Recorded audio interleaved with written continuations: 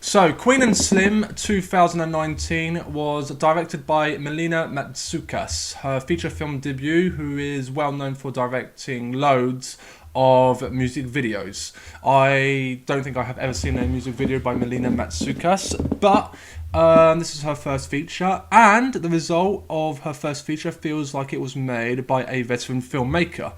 But the director has, like the Greek-French filmmaker Roman Gavras, has made multiple music videos. Therefore, she is given her chance to make a feature film debut. Queen and Slim stars Daniel Kaluuya, who we all know from his breakout role from Get Out, and he also plays excellently and underratedly so from the film Widows, directed by Steve McQueen. And it also stars British model, who is gorgeous by the way, Jodie Turner-Smith. The irony is that both of these actresses are in fact British, playing African Americans. The story basically tells the tale of a stereotypical, highly relatable Tinder date that goes absolutely sour because they get arrested by a white cop. They're black, ergo it goes absolutely wrong, as it mostly always does go wrong in South Central or in America, especially in Kentucky. Without spoiling anything, because it is pretty much shown in the trailer, the character played by Daniel Kaluuya accidentally kills the white cop in a scruffle, and therefore they go on the run. And it basically, you could call it the Black Bonnie and Clyde, if you will. It's interesting because this was written by another black woman, but ironically enough, the idea was conceived by a white man, or as the radical left would say, a privileged white male. The first, well, I would put it at least for the first hour and a half or so, is absolutely brilliant. We are really straight to the point. We are plunged into this world. It's immersive, but it's also sharp, strong, focused, and pays little time for sentimental bullshit. But later on, when the plot gets really going, after the central characters meet different people along their journey, because it's more or less like a road movie, it becomes a little bit too sentimental in my opinion. This is a Black Lives Matter movie before the Black Lives Matter movement actually started. And funnily enough, the Black Lives Matter shadow literally lurks in every single frame of this movie. And that is a really good thing.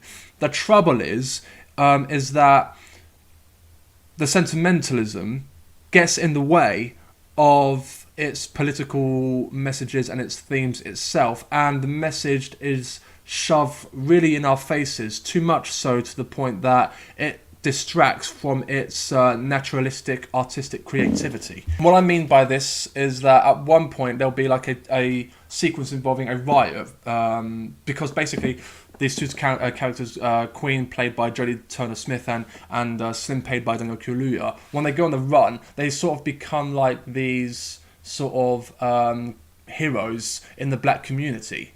And it's very anti the white cops, and rightfully so. But there are moments where I just didn't buy some of the aspects of what the message is trying to say. And the message is as clear as daylight, literally. But there are moments with its political messages that just didn't quite fit into its narrative storytelling, because it just didn't feel natural.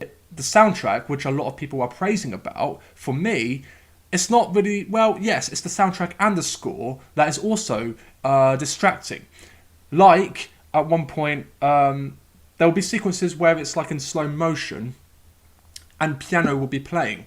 And I felt that is distracting and sort of off context in shape of tone, and in the case of tone and pacing, especially because the first 30 minutes is very straight to the point, sharp, slick, and the dialogue is excellent. Literally, there was no flaws. It's literally flawless. The first opening, especially the opening sequence, because it's incredibly relatable, especially with the Tinder date, which I can relate to very much so, that sort of thing happening. And the dialogue is very similar to what actually happens on a Tinder date in the first 30 minutes or so of the movie.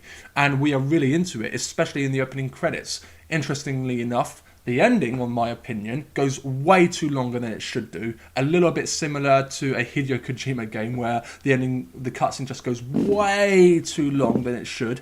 And without spoiling anything, it just goes too long within its scenes. It kind of like slows down in slow motion, and then it plays this sort of sentimental piano score, which really was unnecessary. And I thought the decision of picking a tune at the end credits didn't work for me in my perspective. I think, like in a way, a Safdie Brothers movie or a Scorsese or a Jacques Audiard movie, it should have been a little bit more colder within its trying to portray. Ergo, it would have been much more impactful, even though the film is stylistically strong.